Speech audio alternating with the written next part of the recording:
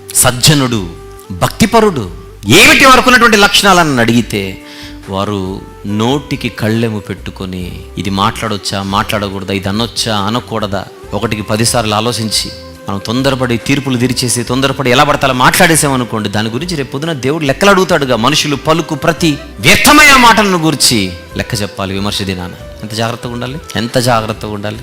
ఒక వ్యక్తి గురించి మనము చెడుగా చెప్పడం మొదలు పెడితే అది వాస్తవానికి నిజం కాకపోయినా ఆ వ్యక్తిని మిగిలిన వారు చూసే చూపు ఏమైపోతుంది, మారిపోతుంది. చూపును మార్చే మాట.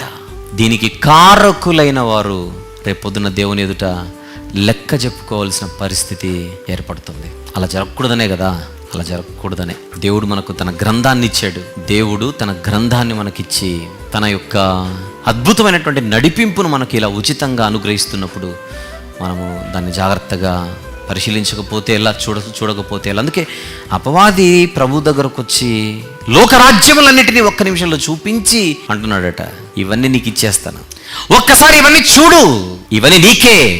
ప్రభువుకే వాడు ఎర్ర వేశాడు, వర్కౌట్ అవ్వలేదు.